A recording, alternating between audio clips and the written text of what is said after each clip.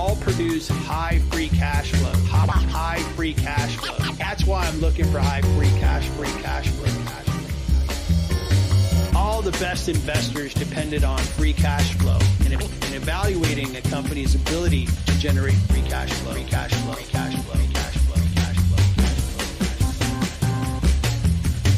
A company is not the stock price, and the stock price is not the company. They're two different things. Two different things. The big cap stocks have taken the show, but are big cap stocks gonna come back? Chinese stocks are exploding. The dragon has awakened in China, and could be the best trade we've seen in a while.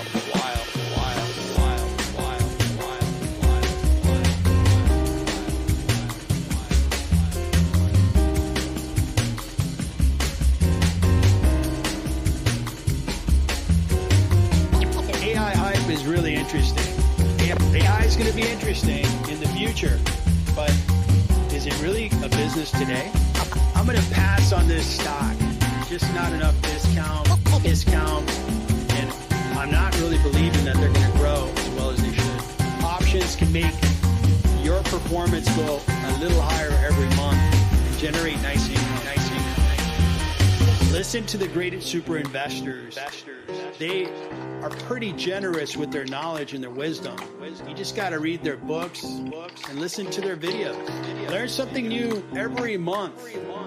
In investing, you'll become a great investor. You'll build wealth. This is a buy stock. You're looking at a discounted stock, and it's unappreciated at this time. Don't forget about bonds. Bonds are a smooth, consistent way of earning a good return. And when stocks are really crashing, bonds stand up tall. Bonds stand up tall.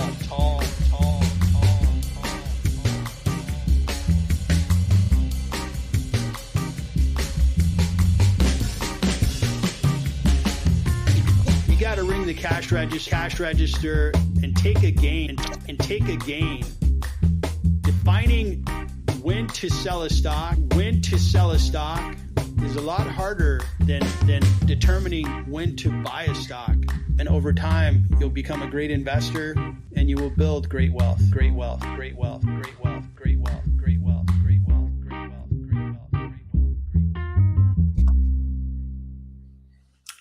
Hey everybody, welcome back to my live stream and thank you for joining. It is great to have some new names on the board. I really appreciate it.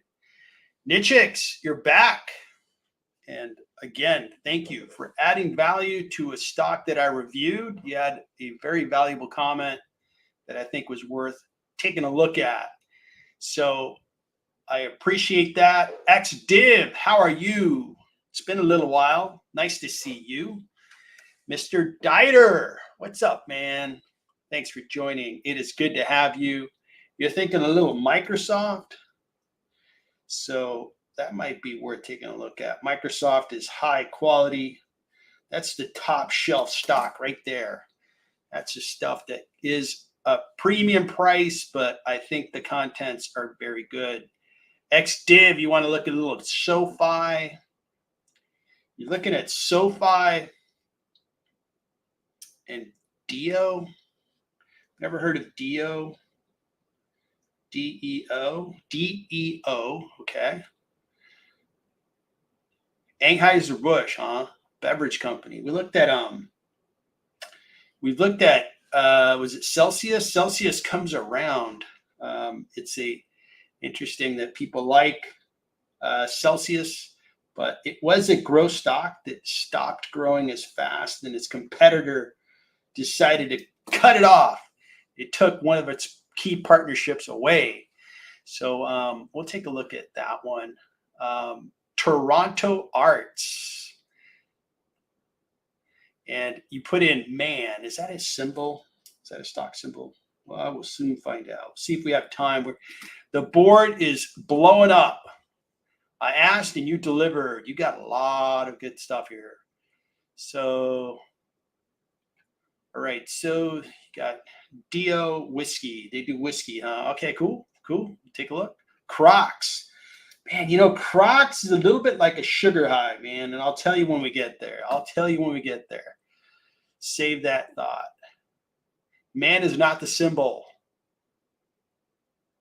Oh, you're just complaining. Okay, man, skip ad. You can't skip the ads. Oh, man. Well, YouTube's got to pay for my big salary. Oh, wait, they don't pay me a salary. So why are they running ads? I don't know. We'll see. But hey, everybody, let's talk about the stock market. The stock market, I'm in a good mood. You know why?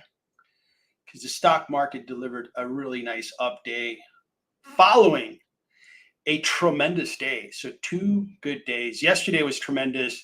Today was good. Today, technology, once again, the reigning champ. Technology is like the sector that just keeps winning. It's cleaning up. It's like that dominant sports team that just wins too many championships. Everybody else despises it. It's like the New York Yankees. It's, I'm going to say the Lakers because I'm in LA. It's the New England Patriots. They just win too much. People don't like them because they win too much. Well, that technology sector is just dominant. It's got all the great companies. We're going to take a look at it because it has dominated the board once again, leading the charge today, up more than 1%. Some really high flyers in there. What's nice is I'm seeing some mid-cap stocks, small and mid-cap stocks, make it happen.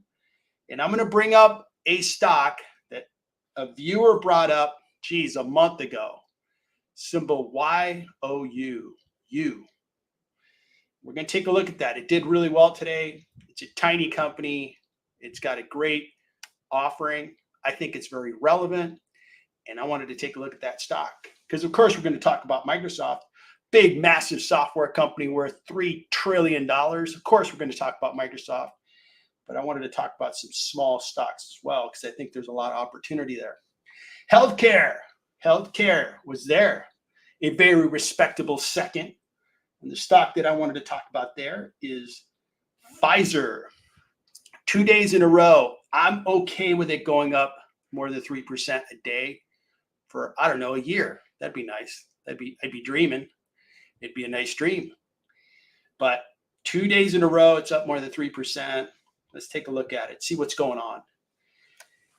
Google was down at one point more than 2%. In the morning, I thought, they're going to break up the company. Are you kidding me? No big deal. And then the market said, oh, yeah, well, take this, down 2%. It's the second biggest holding in my portfolio. I still feel the same way. I bought more shares of Google. But let's take a look at Google. It really led the downward spiral of communication services. And Meta was down there with them. Misery loves company. And Meta decided, hey, let me go hang out in the cellar. Let me go hang out, in the dark streets of the losses of the market with my friend Google Alphabet. But and the other company that kind of got punched in the face, and it's this hurricane that's going through Florida, is really going to affect Disney. And Disney, I saw a news title saying that Disney's likely going to have $125 million loss as a result of this hurricane because they're closing the park. It just the cost of everything, just the loss of revenue is the principal reason for that 125 million. So I think that sector had a bad day, most definitely. Utilities went down. Energy, to my surprise, energy was up, which was interesting. So we'll take a look. I bought one new stock today.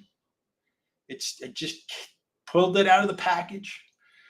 It was a consumer discretionary stock in China. And I bought some JD. So we'll take a look at JD. It's a good stock. I'm continuing my investment in China. And I'm expecting it's going to do well, but the market may teach me one more lesson. I just have to be right most of the time. And I have to be willing to take the risks that my analysis says that's a risk worth taking. And I continue to think China is a risk worth taking. If it works, I could quickly double my value, double the investment in Alibaba, JD, Baidu. So I'm going for it. I'm not putting a majority part of my portfolio right now. I'm probably, I don't know, like 6-7% of my portfolio is in China, if that much. And we'll see how much I ratchet it up. Alibaba was there before, but I started buying into other stocks. And we'll take a look at that. So that's what's on my mind. And let's get into it. One thing that I wanted to put out there is I own Allstate. And on Monday, when this hurricane was pretty much expected, Allstate stock, as well as the other insurance companies, really went down. I think Allstate was down 6%, 5 or 6% on Monday. I bought more shares, but I've been searching. Does Allstate insure homes in Florida? The answer is yes, but it seems that the hurricane is going to be south of Tampa. So it seems, okay, I'm not a scientist here in that field. I'm just kind of giving you the observation that I have as an investor of stocks. It seems like the hurricane isn't going to hit a densely populated city like Tampa. It's going to be south of it. So the damages won't be as bad. Great. That's good news. It's bad news we're getting hit with the hurricane, but it's nice if it maybe can hit an area that's not very populated, and it can lessen the number of people that are going to be hurt by it. So overall, Allstate is going to take a hit with losses there, or I should say claims on the policies they sold, which is what they do. They're an insurance company, and people insure their homes for moments like these. But the stock did rally yesterday and a rally today. Not a tremendous rally. It went up a little bit yesterday and went up almost 1% today. So I think the feeling is that it could have been worse. Monday was kind of pricing in the worst case scenario. And over the last 2 days, it's beginning to look like it's not going to be overly tough on the insurance companies. All right. Best wishes to everybody in Florida. Hopefully everybody gets through it nice and safe through the night. I think tonight's going to be a rough one for Florida. All right. Shadow Guy. I've decided to sell VUG. So I've decided to sell VUG, which is my exposure to NVIDIA, Amazon, Apple. You expect the rally will hit a wall.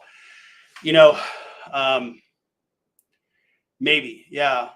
NVIDIA is pretty damn incredible. They have had a couple of good stories, but it's interesting how the stock market works, right? If you can tell a good story and you have enough credibility, your stock's going to just launch. It takes a while to really know how big businesses are going to be. Apple is set to decline, in my opinion, and I'm buying into Amazon. So I think Amazon long-term is going to be a good investment, but that's a good move. I can understand it, Shadow Guy. I hope it goes the way you want, and now you have more capital to invest in other ways. So thanks for sharing that. Mike, the dividend investor guy. How are you, sir? If they break up the company on Google, then we don't stocks. Yes. And, as I mentioned before, that may not be a bad thing, right? The number one video streaming company in the world. That'd be probably one stock. And the search business. How are you going to break up search? It's not like you can't really break it up. It'd be one company. And that search business would be the most valuable part of Google. And we'd get shares in that. And then we get shares in the cloud business. Those are the three big pieces that I can think of. But, these Department of Justice folks are probably thinking it through. Hopefully they play it out kind of like, hey, what's this going to do? Is this going to help the consumer, hurt the consumer, help competition, hurt competition, or will it be neutral? But we just created a big mess, like a bunch of work for Google to do. And at the end of the day, it was just a giant distraction. I hope they look at that because I just don't think that there's a big problem there. Google arrived to the search market and they were being pretty generous to them. They were like in 20th place when they started the little business. They just did it better than everybody else. So if you're going to punish somebody for doing it, well, working hard, I don't know what values we're representing there. So we'll see how it plays out. So it looks like Mike, you're going to be on for the first 15 minutes. Thanks for joining, man. I appreciate you making a little bit of time and totally understand. All right. So we went over sectors and we went over China. Let's get into some stocks. Let me get into a couple of the requests. Then I'm going to get into you and then Pfizer. So let's start with Microsoft. Microsoft, if I follow it correctly, I follow the stock, but I've been really busy as of late. And this stock over the last month is up 4%. It was on a downward trend, and that's what I was referring to. But it had a good day today, went up some. It's a $3.1 trillion company. This company will value at that level. It has a PE of 35 and then 31 on the forward PE. Pays a small dividend, and it's a strong buy according to analysts, and it's discounted by 18% if you look at their earnings per share. Overall, this is a solid company that you can own for a long time. I owned Microsoft for a long time. I sold Microsoft a number of years back, but I held it for a long time, and it was a good stock. It's a great company. When you're this big, $245 billion, and you're growing at 15%, that's a great business. For them to grow that much, I mean, there's $50 billion companies that, work really hard to grow 2, 3, 4%. And these guys are just making it happen, 15% growth. And that's because good decisions to get into good businesses, to get into the right businesses. And that's what Microsoft has been, a company that's adapted, changed, had excellent products. Their old products are good. Their new products are good. And good job, Microsoft. So the company is a growing company. Their free cash flow is where it's just a phenomenal level of cash flow. Free cash flow of $74 billion. So it's just a high cash flow generating company. One of the things that I have said before, we'll say it again, is why is cash flow that important to me? Just study all the most valuable companies on the stock market. They all have excellent cash flow, and they've shown that they can grow free cash flow. They can go from $45 billion of free cash flow and grow it to 74. And the market will then expect, okay, you're going to continue to grow those cash flows, and the company is going to continue to get valuable. And that's why they have such a high market cap. Now, do I value these guys at 3 trillion? It's tough to get to 3 trillion, but I would say that this one here is going to be probably, I have a valuation on Microsoft. Let me share that with you and share what I have it valued at.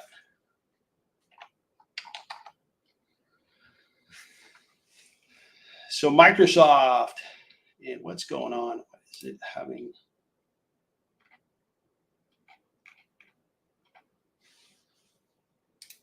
One second.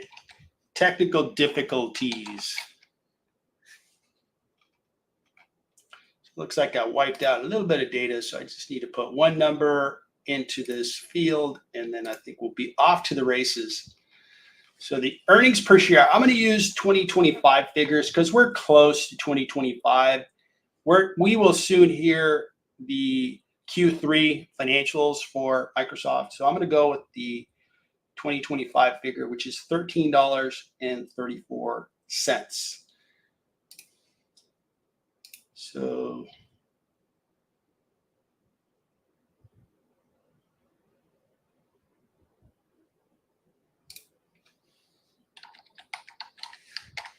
And I see what I did here. I'm not going to be able to get there because I did delete some fields that are required here. Just looking at free cash flow, this is going to be tough to get to the valuation. I think they're sold at a 22% premium based on free cash flow. Based on earnings per share, the company does value up to their level because they are growing their earnings per share by a very good clip.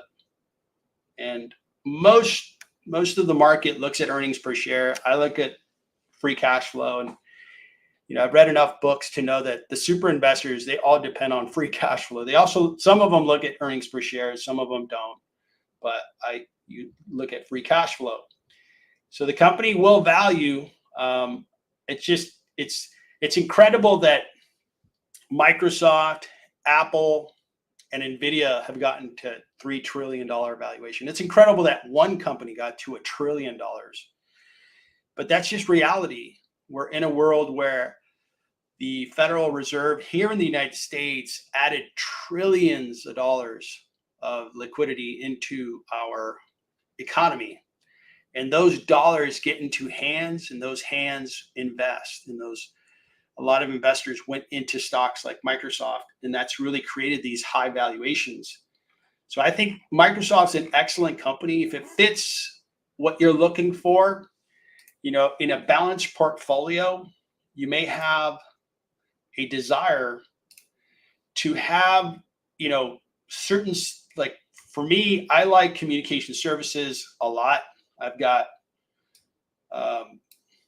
collectively, I've got 400 and some odd thousand invested in it. And I like consumer discretionary, and I like technology. Now, if you're looking for a technology software company, Microsoft's a great choice.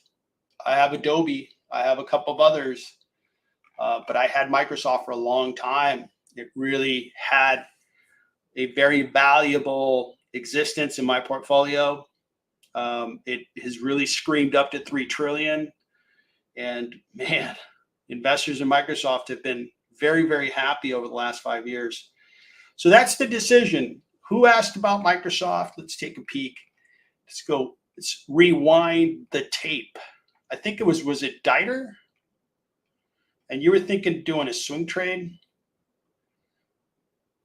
I guess because you saw the pullback in the stock, and yeah, okay. So a short-term swing trade.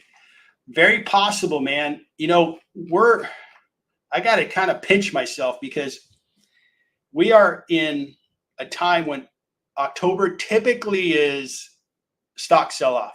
And we're green. We're green, and we closed October 9th. How many trading days is that? I think we're up to 6 trading days.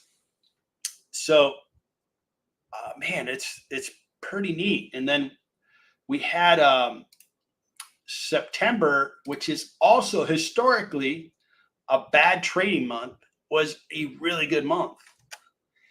So I'm okay with the markets going up in September and October. It'll be a very pleasant surprise, and I'll take the gains.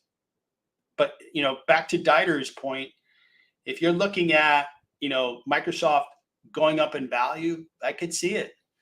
What I could also see is, Shadow Guy made a comment earlier that tech may hit the wall soon. I could see that too. But I'm just going to keep owning the companies I want to own. Really look for good deals on stocks. I'll show you the company in a bit to compare it to Microsoft. So you've got this massive company in Microsoft. Let's get down to earth with a small cap company, which is Clear Secure. And I forgot who suggested it. Somebody brought it up on the stream probably about a month ago. And I like what I saw, and I kept analyzing the company, and now I'm an investor. $3 billion market cap. What do they do? Well, you could probably, if you fly, which I'm sure most of you do, and you go through the security line, that's not a pleasant experience. So you can go to the government, and they have a program. It's pre-check, TSA pre-check, and they have a process. Or you can pay Clear. at airports, and they will screen you, make sure that you are a person worthy of getting this expedited check-in through security, and you get through.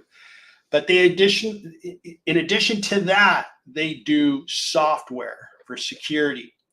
So I like the two aspects of having a very viable growing business, which is travel. Travel's through the roof, and these guys have been doing well.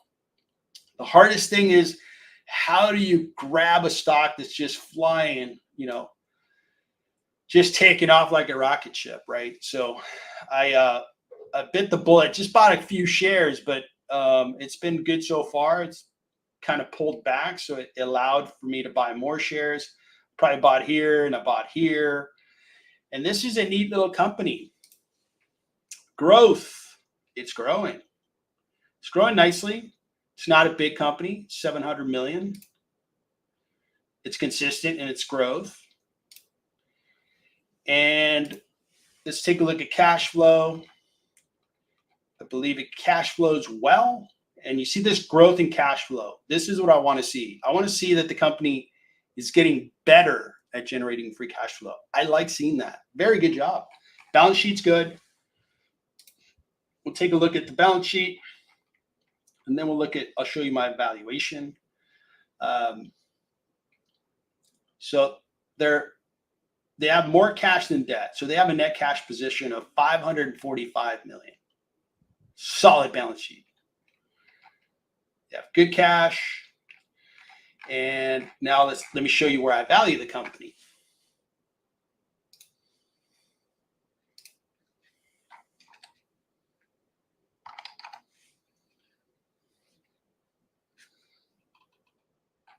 So I have a big discount on you.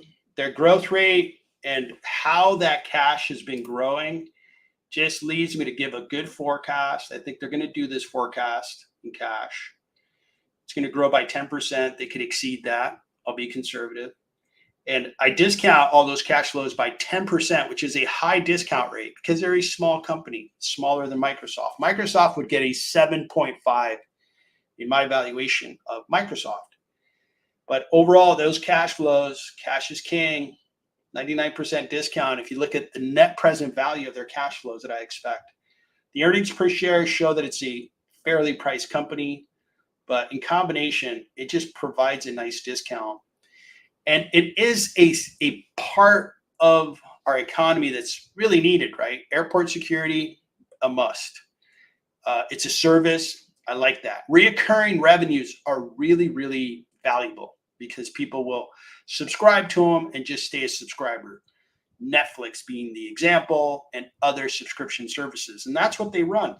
And they also do security software. So I like that combo. So technology is doing great. And Microsoft, it was up a little bit today. Clear Secure was up 4.38. Very nice rise. And it's in after hours, it's up a little bit more, which looks good. So, I mean, technology, I was talking with on the live stream, one of the attendees is a guy that I've gotten to know because he's just been in the community, and I know he's younger. And we were looking at a stock, I think McDonald's, and I shared with them that if I took myself, I'm 56, so if I go back, let's say 26 years, there's some things I did right. Like I was in tech. I mean, I was in tech in my mid-20s. I was investing and lost some money on some stocks, made a ton of money on other stocks. And I would do that all over again, but I would actually bet more of my portfolio. And I would have spent more time learning. I don't think I learned enough in my 20s. I kind of set things on its course and felt like, okay, I'm following the right principles, and then moved on. I think part of it was getting my career going. Then soon after that, got a family going in my early 30s. But the advice I gave to him, I would repeat, which is, if you're younger, learn to find really good growth stocks. Learn to seek them out, find them, because those are the stocks that you put $25,000 in them today, and you wake up 20 years from now and you have $500,000, $750,000 in that position. And if you have enough of those, I mean, you just become, you build wealth. I think that's what we're all trying to do, is build portfolios that are just going to generate, tremendous wealth. So that's really the mission that I'm on. And I've accomplished more in my investing than I imagined I would have accomplished over the course of 30 years. And I don't necessarily have a goal, because I think I've kind of accomplished more than I expected. I can take care of my family. And the reason that I don't have like a goal is I don't want to limit myself. Like, I don't know, maybe my portfolio, I can multiply it times 20 from this point. Maybe I can multiply it times 50. I don't know. I'm just going to keep learning. I'm going to keep getting better, and keep after really good companies like Clear Secure. A success was Robinhood. I like my Robinhood investment because I feel like I understood how they were going to approach the market, and it really played out in a lot of ways how I thought it was going to play out, and it did really well. So I'm looking, like, I go back and I study, okay, what did I see in Robinhood? How can I go find the next Robinhood? And that, as a young investor, or whatever age investor you are, it's really gratifying to be able to find good stocks. It's almost like being a big game hunter. It's not like a big elk shows up, automatically, and you take it down. You have to go find it. You have to be a good hunter for that type of game, or being like a fishing guy, right? And you're looking for a giant marlin. Again, you just don't go, off a pier and catch a fish like that. You have to put a lot of thought, skill, experience, all that good stuff. And stocks is similar. We learning to find the right stocks and invest in them. That's one of the things that, as a young investor, or any investor, really invest in that, because that will be the best return on investment for you. Is if you become good, you will unleash an ability to create wealth for yourself. And that could extend to real estate, extend to other asset classes. I've done really well with real estate as well. Brad, very good to see you. And I hope that you are in a good place. I know you were affected by the first hurricane. Deep dive on Ali. Yeah, man, we can look at Ali. Ali Financial. I've been wanting to look at that stock, and I'm going to tell you guys why. Let me just double check on comments here. Michael Anthony, good to see you, man. So Celsius went up today, huh? Interesting. We've looked at that stock. That is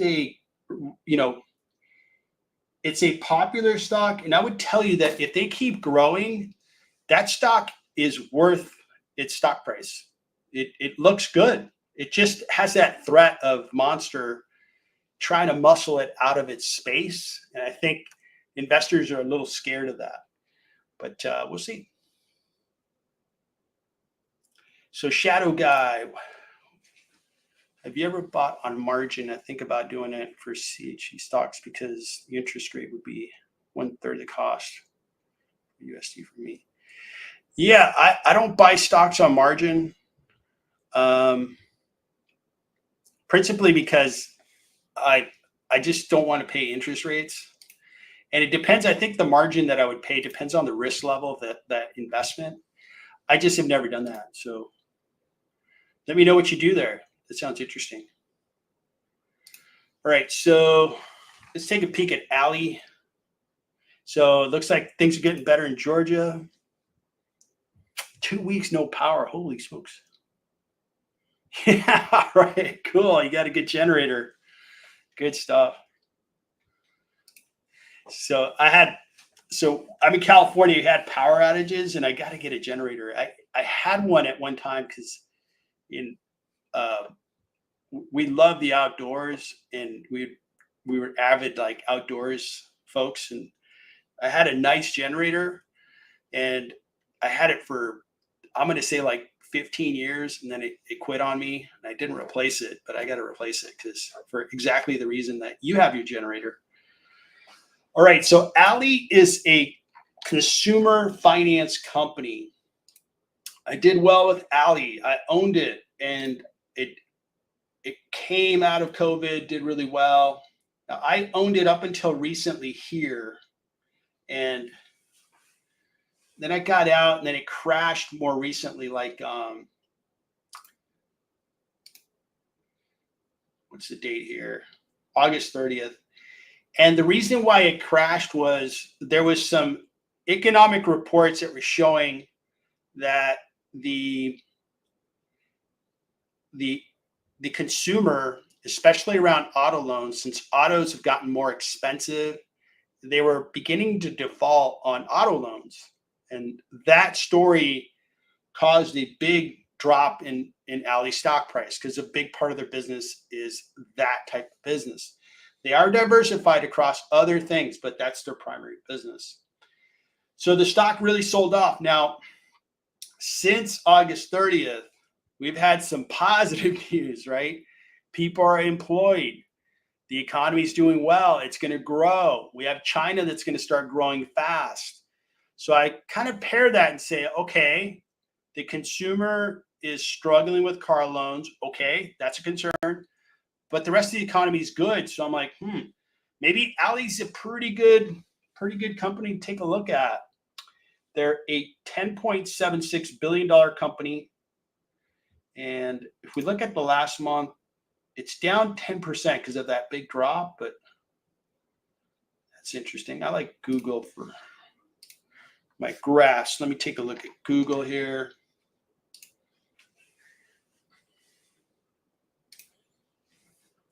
So here's when the news hit, and boom, down 25%. Oof, owie. That's going to leave a mark. But when we look at, okay, it went down that far, and then it's come back like 8%. So I think it has more room to go up. And did I do a valuation on Ali?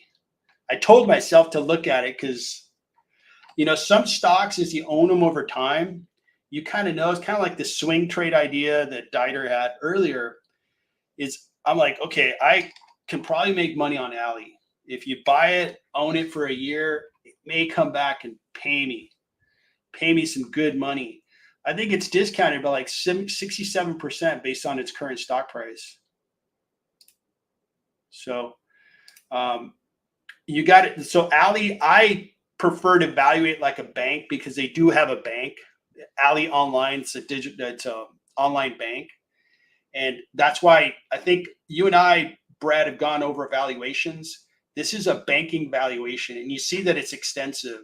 I go through and look at the history of price to book, look at the history of the PE value, and then I get to a current value for it as a bank. And they are a bank, right? They're loaning money on car loans. They get their capital through both account holders as well as capital that they borrow.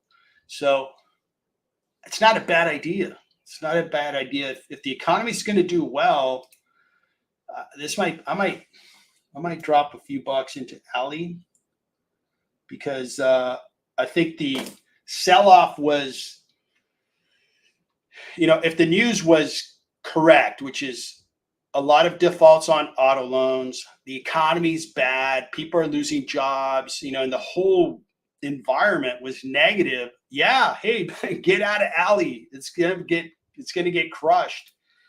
But no, it's not that bad. The revenue has been coming down. Now, when we look at their revenue, so you see income on loans, income on investments. So it resembles a bank in some ways. Sometimes like banks are, kind of a little different. These guys are like a bank and almost like an investment bank as well, because they have so much the loan portfolio, they have investments and so forth. So interest income, I think that the drop in interest rates is probably causing this drop in revenue. And you see where interest rates peaked. These guys were writing loans at very high interest rates, and they were like, sweet, Our revenue's gone up nicely, 26%, 19%. They like high interest rates. They can charge borrowers high interest rates. But now those interest rates are dropping. So it's not that they're doing a terrible job. It's that the market is saying interest rates shall drop. So they're dropping. So this is an understandable and explainable drop in revenue. And these guys are subjected to interest rates. So I'm cool with the drop in revenue. The balance sheet is hard to, I don't compare balance sheets like I just did on Microsoft or because they carry a lot of debt, because debt is almost kind of like their material to operate with. It's a resource that they need to borrow at a particular rate, lend it out at a higher rate, and that net interest margin is how they create profit. Overall, I showed you, I think it's discounted. I think there's money to be made here, especially if there's a nice little pullback. This might be a nice play. I might take a page out of Dieter's book and swing trade Alley. But my swing trading is like, I'd probably buy it, own it for like a year, unless like Starbucks recently, right? I bought it and then boom, it jumped up. I sold it, mid-30s return in a month, 2 months. I'll take that every day, but that rarely happens. So this might be a good play. Might be a good one. So thanks for bringing it up, Brad. Yeah, and I think it would be a good video to take a look at, because I was telling you that I started thinking about Alley because I had a successful investment in it. I made money. I know the company. And once you get to know a company, you kind of know, okay, they're doing okay. People misunderstand them. They're a smaller cap at 10.76 billion. So it doesn't take much for these guys to go up at 40% in value. It would just be, $4 or $5 billion in market cap. That's like NVIDIA going up a tiny percentage. It wouldn't even register if they just went up by 4 billion on the NVIDIA shares. So this is a good one. So that's my opinion on Alley. So Michael Anthony's got some comments on Alley. Alley did say people are having problems making car payments. Yeah, they did. They did say that, and it caused a sell-off in their stock of 24%. That's what we're referring to. But we've had positive economic news since then. So that's where I was kind of combining positive with negative and going, okay, well, it's not that bad. We got people that have plenty of jobs. You have the economy that's expected to grow. I think interest rates are going to go down over time, but not as fast as we first thought. I mean, why would they lower interest rates if the economy is okay? That's my feeling on it. All right, so that was Alley. Let's keep going down the list. Since we're talking a little financials, let's talk about SoFi. And I'm going to apologize in advance. I'm probably going to miss a few comments, and I don't mean to. It's just I'm one guy, and a lot of good comments are coming in, so thank you. I'm going to try to get to all of them, but I apologize if it takes a little while, and if I miss something, I apologize in advance. Please chat me, whatever. If I miss something, I'll catch it on the next live stream. All right, so SoFi. We all know who SoFi is. SoFi comes up on the live stream every week. People are really interested in SoFi. It's a small cap, 9.16 billion. And they do grow. Their growth is there. Now, the growth is not incredible. 30% is not incredible because their overall revenue is 2.3 billion. Okay, so this is very good. I don't want to take anything away from them. This is very good growth. Where the reason that I don't like SoFi is within that space, I have better options. I have better options in financials, young, growing companies. And I'm going to go through SoFi, and then I'm going to show you my other choices. Like I just talked about Robinhood. Did I talk about Robinhood? I did. So Robinhood's one of my choices. I like Robinhood. I liked Robinhood more than SoFi, and I'm glad I bought into Robinhood. So SoFi is not profitable. It's a young company. The good news is their losses are getting better, right? They lost 524 and 21, 360, 341, 153. So they're probably really focused on becoming profitable. That's going to be very good for the company. Very good. And so if they can get to profitability, that'll be a very positive event. When we look at, I want to look at their book value. I think one of the measures for banks and SoFi is pretty much a bank. It's a financial services company that resembles a bank, just a new generation type of company. I want to see book value grow over time. Book value is one of the measures that banks get valued with. So let's take a look at that. So obviously the book value 19 was not very desirable. It was negative. But then it's getting on, it's a little bit of a plateau situation, right? You could say it's gone up a little bit, but it'd be nice to see this number begin to climb. If we could see, like, I like that their losses are showing a trend where they're getting better. I need to see a trend where the book value is getting better for SoFi. Now, looking at banks, SoFi's taking on a part of the market that is very crowded with competition, old competition. I get it, old competition. And I don't like that there's so much competition. I think it's a flooded, crowded market. And having said that, I have Citigroup. It's done well for me. That's a tried and tested, financial services company. These guys have obviously underperformed the market. The S&P, the NASDAQ have just been going up and to the right, and money into SoFi would have pretty much cost an investor quite a bit because A, you lost money here, and your capital wasn't in a winner that was going up and to the right.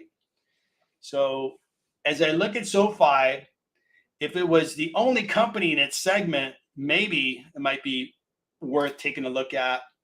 But I just showed you Ally's in their space. Their value is well above with their stock price. I just showed that they're probably going to bounce back and do quite well. When it comes to SoFi, I want to look at the 1-year chart and see if there's any momentum on the stock. See, like, I hate graphs like this. I'm not a data scientist. I have a master's in business. And, the thing that I loved statistics. I loved modeling. The harder the arithmetic got, it was kind of like, it was like playing a difficult sport. I loved it. And when you have erratic data, in my mind, it's not as useful as having smooth, reliable data. So I dislike this type of erratic data because it's like, how can I work with this? I'm not going to take an average because the average would fool me. It would give me the wrong expectation. And that's another thing I dislike about SoFi is the market doesn't know what to do with it. One day it's going to sell it off. The next day it's going to rally. The next day it's going to sell it off. The next day it's going to rally. So I'm a no-go on SoFi. There's a lot of companies in their particular industry. These guys are in credit services within financials. We have thousands of stocks overall to pick from. You have hundreds of stocks within financials to pick from. There's no rule that we have to buy SoFi, but we could buy. Now, Robinhood's a little expensive now. I just did a video on Robinhood and I released it on my channel. It's priced 9% at a premium, but that's after it's gone up 157%. It's really done the job. It's really done great. And I think Robinhood has a bright future. They did not go into a space that is as competitive as SoFi's, and it's not as low margin. I mean, Robinhood's going after brokerages. It's going after one of the most profitable parts of finance. And they're kicking butt and taking names, man. It's been great to see them operate. This tiny little company got us zero cost trades. They're changing. They sell crypto. They're doing a variety of products that are very tailored to their marketplace, to the type of customer they have, as opposed to just looking at what the big banks have been doing for years and trying to do it better. That's a bad recipe. It's kind of like you're just going to be marginally successful at best. Instead, Robinhood's like, hey, we're going to disrupt the space. We're going to break it. We're going to break it and recreate it. That's awesome. So I think there's a lot of neat companies in finance. We looked at DLO, and I know DLO has some baggage with the fraud and money laundering potential stories that happened in 2023. But you have internationally, you have financial services. So there's just a lot of choices. Okay. And I'm going to be a passer of SoFi. Don't like the stock. And if you're an investor that wants to play this volatility, like my friend Prad, right? He's a trader. He could probably do something with this stock, right? He could probably make money on it. He's a trader. I'm an investor. I want to see, I want to see stocks do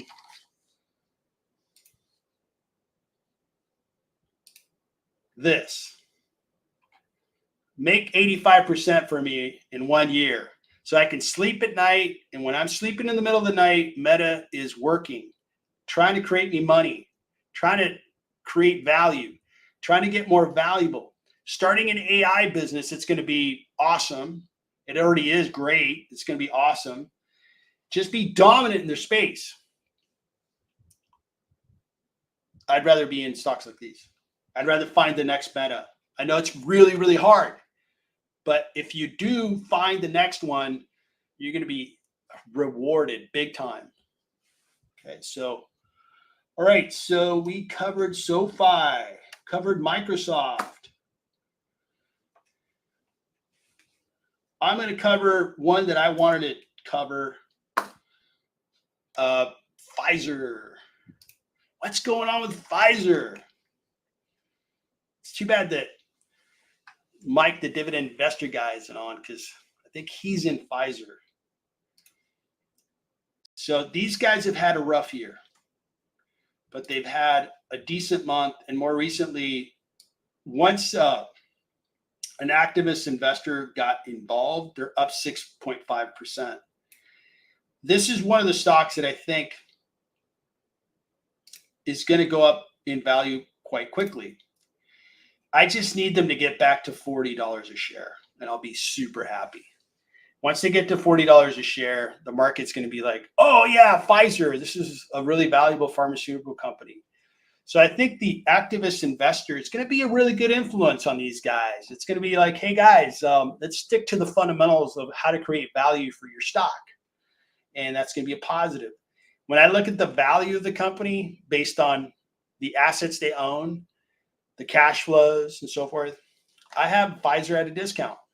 And more importantly, if they could just get an upward growth trajectory, momentum, I think this stock's really going to come back. And you see this over and over again. You have quality companies that have a dip. I mean, we can look at, trying to think of a company that had a dip and really a nice rise other than Meta, because Meta did have that. But yeah, let's look at Robinhood again. So the market is a kind of it's a lot of things, right? But Robinhood came out of the gate, hey, we're going to take over the world, and they IPO'd, and they were down big, right? Market sold them off more than 83%, probably like 85 or 87%. But when you study the business, you're like, okay, that's oversold. There's a lot of value there. And I understood their strategy and really believed in it and really invested at the right time because it's up just tremendously. And that's what I think Pfizer, I think, again, if I can get most of them right, I'm going to make a lot of money. I'm going to get a couple of them wrong. I think a chart like this is going to exist for Pfizer in the future. And, I could be wrong and it could just bounce around the bottom. But I just think there's too much value in Pfizer. They have certain franchises of drugs that are in high demand. They have a new company that is a cancer cancer therapy and drug company that is legit, and that's going to add like $5 billion in revenue to their top line. So they've done some things to help them just get on a better trajectory.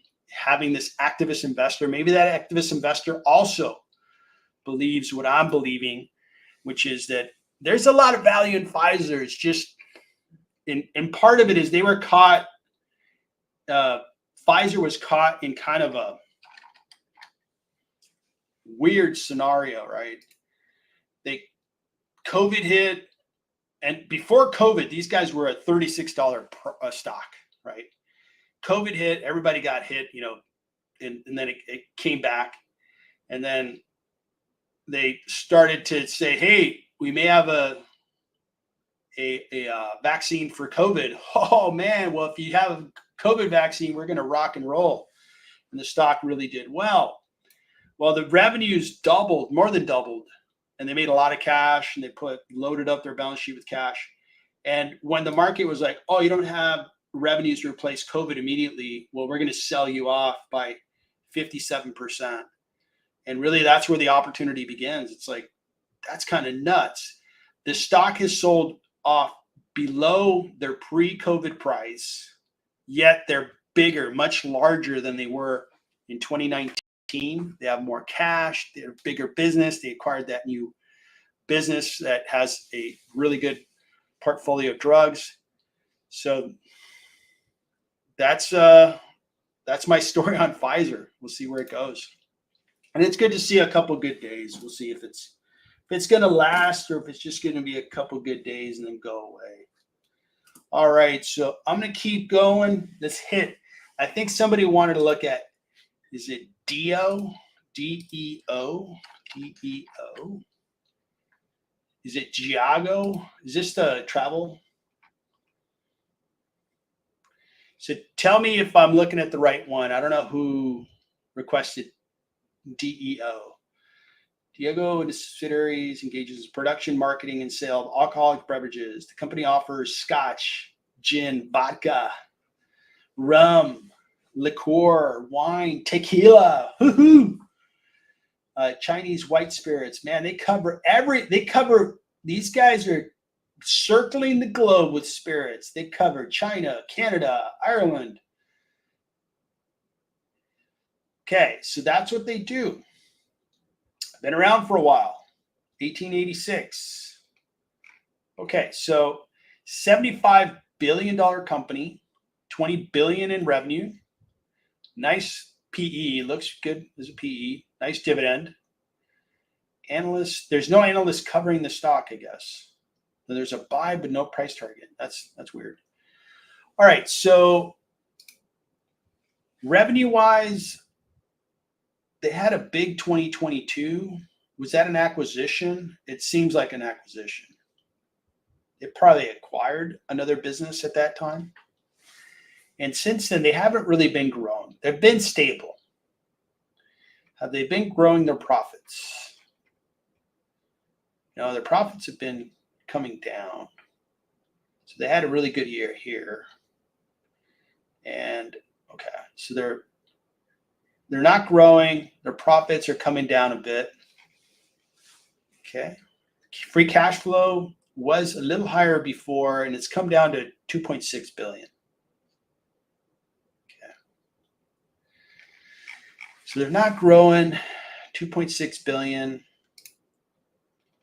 Let's look at their balance sheet.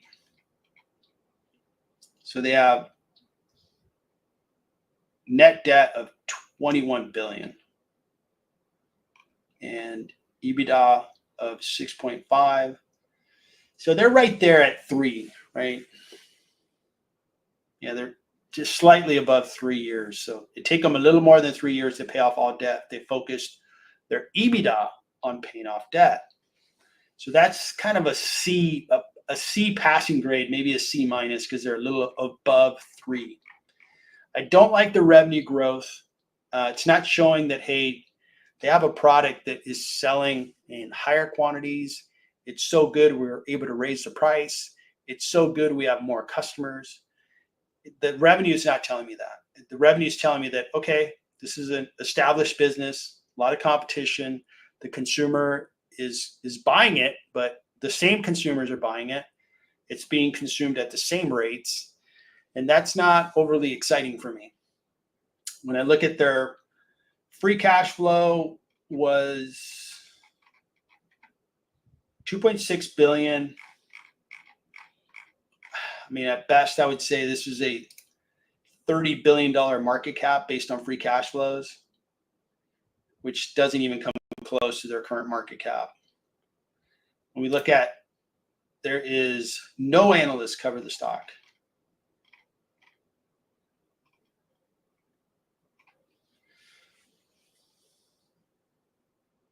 So you see the forward PEs, and this is really, really up there that they're basing this valuation on.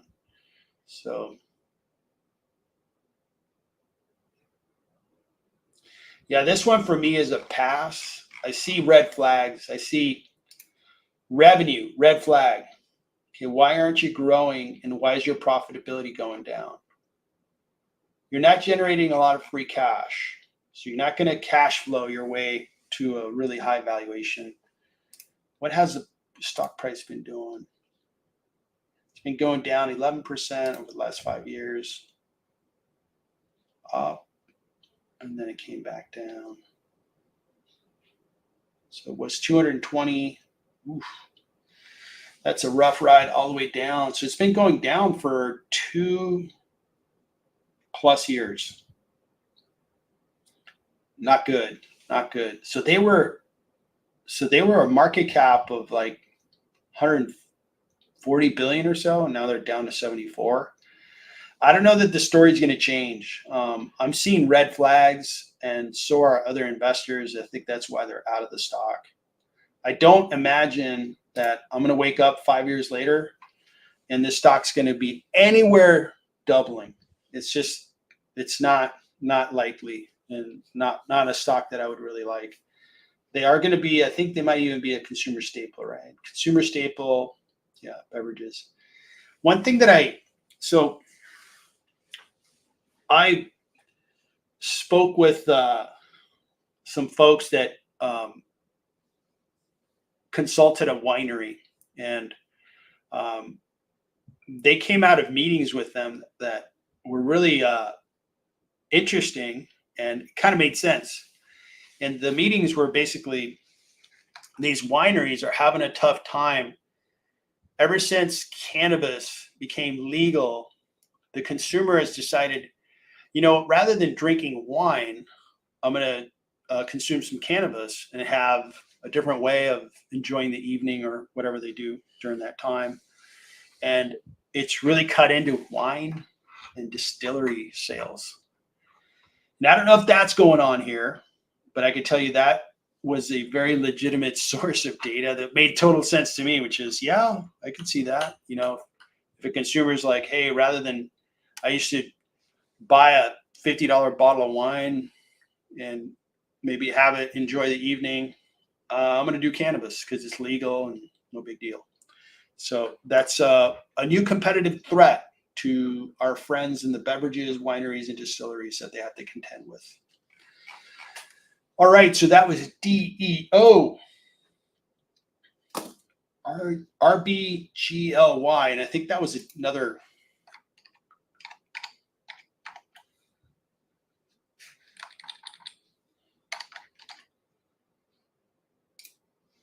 So this is over the counter. So this company manufactures and sells health, hygiene, nutrition products worldwide. Acne treatments, creams, washes, cleansing pads, germ protection. Okay. So it's like a consumer staple, household and personal products. Stock has not been working for the last 5 years, hasn't been working for the past year. It's a $42 billion company. Dividend looks pretty good, 3.85. It's a slow grower. It's It was up in 2020. I think that's when the COVID year, when everybody was at home. We go to Costco and load our SUVs with toilet paper and everything else we needed. And then we came back down on 2021. 2022 was a better year, and they've had like kind of flat growth. Okay, so it's a flat growing company. So they have net debt of about 10 billion. EBITDA is 4.47. So they can pay off debt in like 2.5 years. So that's really good. Cash flow, free cash flow of 3 billion. So this company you could value at like 30 billion, and right now it's priced at 42 billion. Just doesn't have a lot of excitement there. This is the, I understand that there's a lot of dividend investors that are like, dividends, I like my dividends. I like having a portfolio that gets me the income. But I would say that, I would challenge you to find stocks that are going to appreciate and pay you a dividend. I just showed you Pfizer. Pfizer is going to pay a dividend that I believe is in the fives. So 5.57%. And if anything, you have a chance of the stock appreciating. That to me is a good situation. This is like, they're not growing. How are they going to grow? What's going to be the catalyst? Are they going to invent a new like hygiene product? I don't think so. So it's going to be kind of a boring stock that isn't going to catch the imagination and excitement of the stock market. And I would challenge you to find a stock that's going to pay you that dividend and appreciate. Then you'd win two ways. Cool, I got you. You get income, you get appreciation. Bingo, that's where you want to be. This one's a pass for me. All right, so we're going to go over Crocs. Let me catch up on comments. Michael Anthony, CSX, I believe is that freight? Okay, so I may not have time on that. I apologize. And we've been kind of going for a little while. So comment on Pfizer. Let me put that up there. Sorry. Yeah, it's interesting, but the market will do this over and over again on stocks. It'll kind of forget a stock, sell it off, and then all of a sudden it remembers the stock and then it rallies back. Well, that's good news for us. We can buy really good companies, wait for them to be discounted, buy them at a good price, and bingo, we make money. I'm good with that. All right, so let's get into Crocs.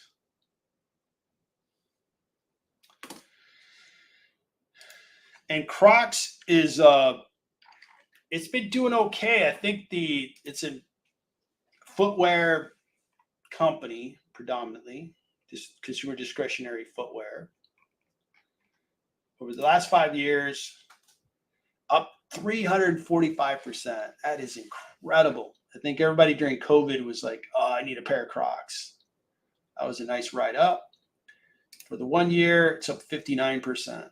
Man, this stock's really been working. And it's still an $8 billion market cap.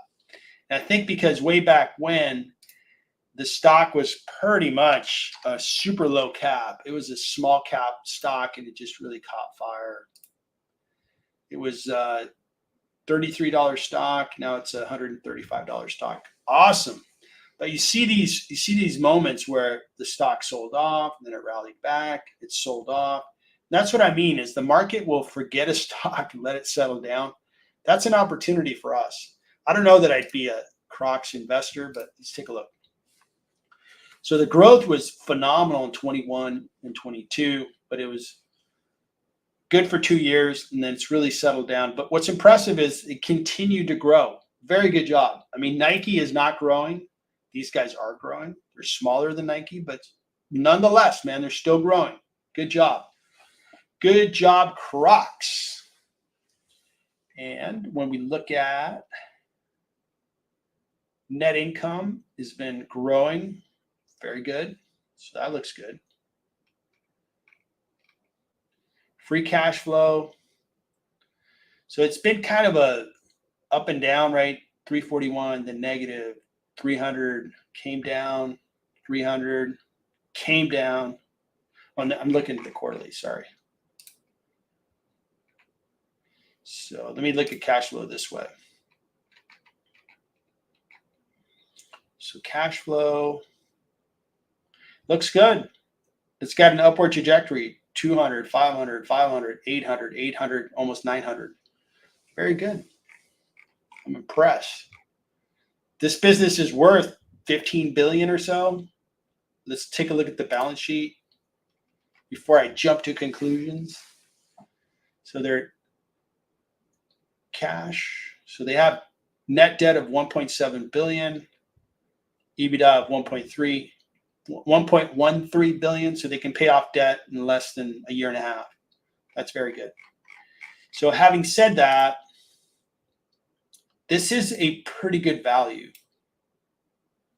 I would value this stock higher than its current stock price. I think I have a bias against Crocs, and it works against me. I've never been a Crocs user or customer, but I know a lot of people like the product, and I'm not. I have to pick my lanes. What am I good at, right? I'm not like a fashion expert. I don't know what is fashionable or not. And this one here has not been a stock that I've been into. I totally understand Nike because they're so dominant. This one here looks interesting, and it's kind of hit a range where for, I guess, about 6 months, 7 months, it's been around $135 a share. So if they keep growing, and I don't see why they wouldn't, the economy's good, people have jobs, they have money to spend, this stock can continue to work. So this one looks pretty decent. I don't know that I'd be an investor in it, but it looks pretty decent to me. I believe it's consumer discretionary. All the fundamentals are there. And congratulations to anybody that owns Crocs. That's a hell of a return. This is what I'm talking about. This is what we got to look for. We got to look for companies like this, buy them, and then sit on a 3-4 bagger after 5 years. So that is Crocs. I'm going to watch that stock. That's a lot of money. They value really well. Now let's talk about Celsius, and then I'm going to call it a day. Celsius values well. Look at that, man. Two days of really good action, 6% higher. What happened? What kind of news? Does anybody know of a news story that's caused them to really go up? Based on memory, because again, this one comes up quite often, is the revenue looks great. Revenue growth, look at that revenue growth. Beautiful.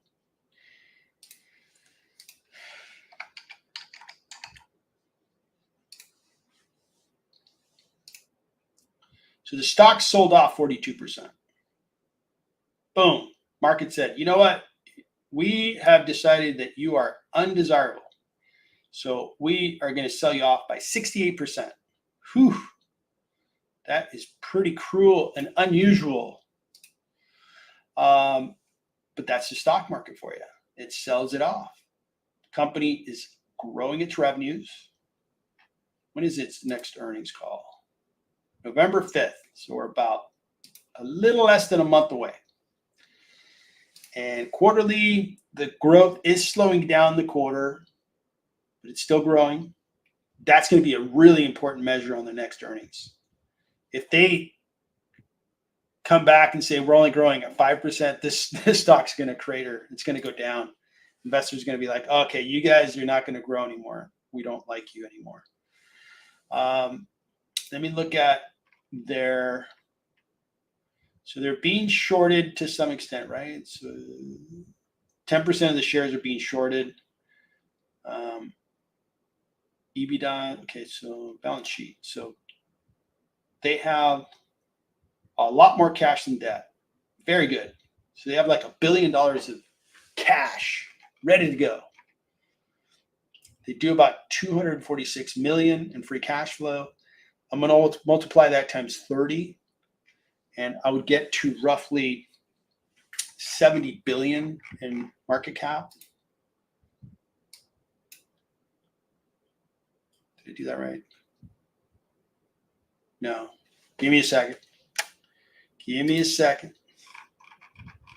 Make sure my math is correct. So they're at 246 million. So 10. Okay. I went one decimal too far. They would be valued at like 7.5 billion. And that's pretty decent valuation. And you have to believe in the business to begin with. And they're at 7 billion. So they're just a little bit discounted. But most importantly is, if you believe this business is going to be, let's say, a $5 billion business, this is a really good investment idea. If you don't know, I think I challenge you to go find out. I think it's worth finding out, because if they keep growing and taking market share, this is a very profitable segment of beverage. The whole energy drink, category is growth, and very profitable growth. So I would say go do your homework, and if you expect that they're going to keep growing, not a bad idea. I think it really has upside potential. If you think it's not going to grow, it's not going to go anywhere. And nobody knows somebody does know, their accountants know, but their next earnings is going to be really important. They always are, but especially for a company that's been sold off this much, the next earnings is like, okay, what we say is going to drive the stock. And if they show growth, the stock's going to go up substantially. If they show data that reinforces what was perceived to be like the story on them, that, okay, they had a good couple number of years, but now Monster is taking away their market share, this stock's going to go down. So I would say do all your homework, be in a position where you could say, this is what I think is going to happen, and then make a move. Take your best shot. And this would be a stock that I would not be surprised that if we're sitting here a year later and it's worth twice its current stock price, it's at $60 a share. But I would not be surprised if it's also a $20 stock. You got to do your homework on it. I'm going to do some homework on it. You guys brought up Cox. You brought up Celsius. Those are two companies that I think are interesting to take a look at. For sure, Allie's going to be a video that I'm going to record. I may get into that stock. All right, just to call it a day, I'm going to look at CSX. I believe this is the train company, right? And 48% over the last 5 years. Okay. Over the 1 year, 10%. And they do pay a dividend. Now, train stocks hold their value really well. Kind of interesting that they do. They do have kind of a government-given monopoly, right? The railways are controlled by the trains, and they kind of controlled certain rail lines. Let me make sure that I'm looking at the right company. Yeah, train-based freight. So these guys are, for the 1 year, it's an okay return. You're looking at, when you add the dividend, you're like at 12%. It's okay, not terrible. And look at this right here. What's going on? Why is it just flat here?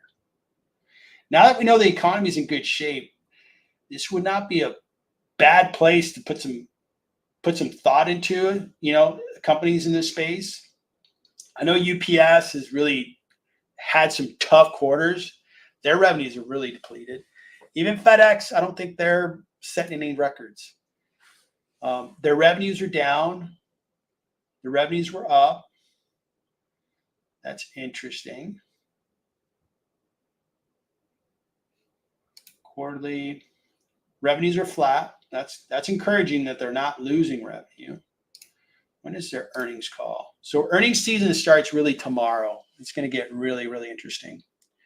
And these guys here are going to announce on the 16th. That's next week. So we're going to get some fresh data. What's going to be in that data? So let's take a look at their fundamentals. So we know that their revenue is flat. It had really good years in 21, 22. So it's almost like, well, this is acceptable because they grew so much. It's hard to compare against those years. All right. So when I look at their balance sheet, they have 18 billion in debt. EBITDA 7 billion. So they can pay off debt in less than 3 years, 2.5 years or so. Okay. Debt's not a problem. Good. What's their free cash flow look like? Free cash flow is 3 billion. Okay. It's a rail company. So I give them a little extra value there, but it would be a stock that I would value at like 60 billion, but that's as far as I'm willing to go. Analysts based on earnings per share are saying it's discounted by 15%. For now, it's not worth it for me. I've looked at UPS, FedEx, not the right time. I think it's just not there. It's not in the cards, it's not in the fundamentals. And neither is this one for me right now. It's close. I think if they could drop 20, 30%, it'd be like, yeah, I got to pick that up because it's a really well-known company. The other one that I keep tracking is Union Pacific.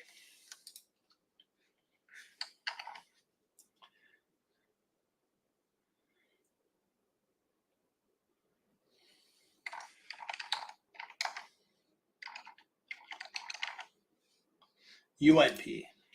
So I went to UP, but it was UNP. Okay. So these guys just hold their value really well. And they too are kind of flat, a little bit more up. This one's up 17% combined with their dividend, 19%. But what's interesting about rails is they really do hold their value well. Warren Buffett likes rails, and so does like Bill Gates. There's some, like 100 years ago, these guys were like this was like the technology space. This was like Meta and Google and Amazon, rail companies. They were the most valuable stocks in the stock market 100 years ago. And even today, they're really, it's not a bad asset to have in a portfolio.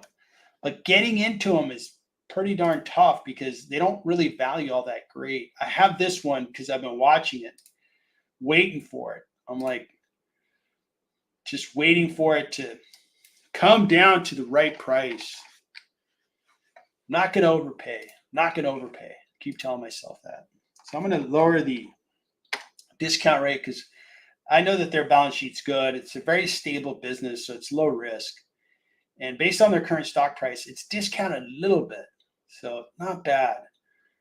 But I don't want to buy something knowing I'm going to have an okay investment. I want to buy something where I'm like, I'd rather take my chances and buy something that could double my money. If I want to take it like low risk, I'll just go buy bonds, set it and forget it.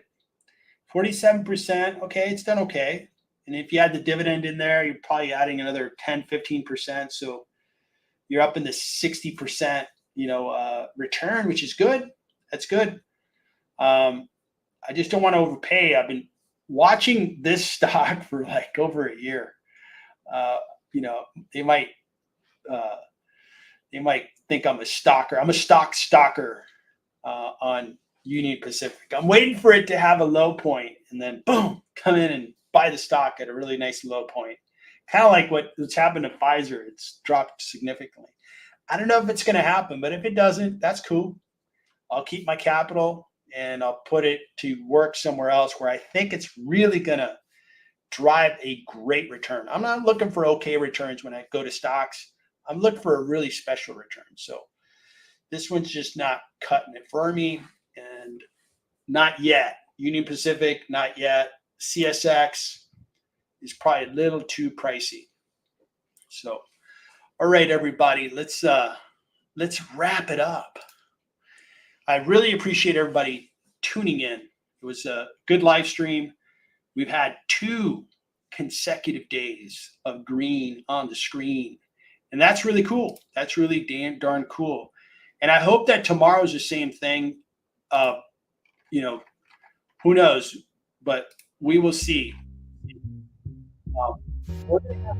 Hey, welcome to the live stream. Let's see what the market's doing today and see if there's any opportunity. And I believe we're going to have Delta.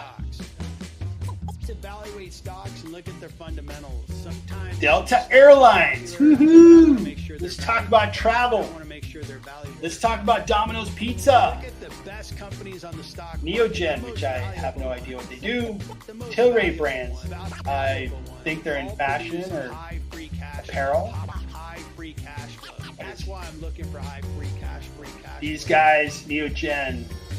All the best investors depended on free cash flow. Food and animal safety. That's a pretty good category. People pay for the products their pets will consume.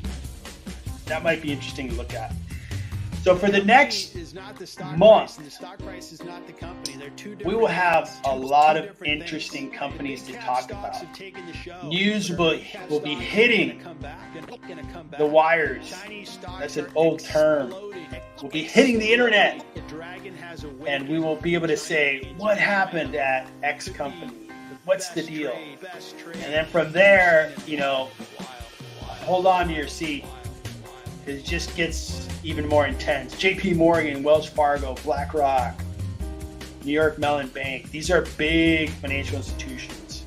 We were talking about SoFi. This is the most expensive bank on the planet. I used to be a stockholder. Did well with it. Good return. I switched horses to Citigroup. Glad I did so. Had a good return on Citigroup. Fastenal is a good industrial stock. That'll be interesting to look. But we're getting into some meaty market caps, man. Woo-hoo. That's going to be fun to look at. So tomorrow, 2 streams, 1 in the morning. We'll see everything that announces before the market opens, and then we'll see everything that announces after the market closes. And we'll probably look at the small caps this time. Looks like some neat little companies here. What's this one all about? This is a buy stock. Box. Automotive electronics, consumer electronics, biometrics. They've been, they've been bleeding revenue. Somebody stop the bleeding. Maybe tomorrow is going to be the day when they say, okay, we're done collapsing. We're going to start growing. We'll see. All right. What's the future tell us? Cash register and take a gain and take That's not there yet. Okay. Defining when to sell a stock. Is it too early to look at Asia? Is a lot harder than it's too early. Determining when to buy. All right, everybody. Thank you for tuning in. I appreciate it. Please consider being a member of the channel. We do a lot on Discord, and I'd appreciate you considering it. Have a good night. Take care.